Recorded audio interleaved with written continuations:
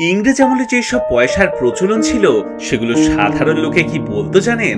এই যেমন ধরুন, ইস্ট ইন্ডিয়া কোম্পানির এই মোহরকে লোকে চিনতো বাঘ মুখ পয়সা নামে। আবার পরে যখন ভিক্টোরিয়া মহারানী হন তখন তার পয়সাগুলিকে বলা হতো বিবি মুখ পয়সা। তবে এইসব পয়সা মূলত তখন ধনবান ব্যক্তিরাই ব্যবহার করত, আর গরিব মানুষের ভরসা ছিল কড়ি।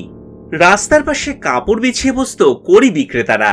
সেকালে কড়ি গোনা হতো 4 ভাবে: গন্ডা, বুড়ি, পণ এবং কাহন।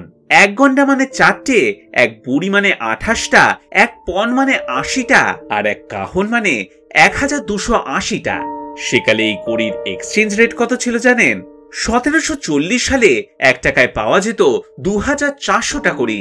ইংরেজদের আগমনের পর 1771 সালে সেটাই হয়ে দাঁড়ায় 4000, আর 1804 সালে কড়ির দাম আরো কমে গিয়ে হয় টাকায় 5280টা।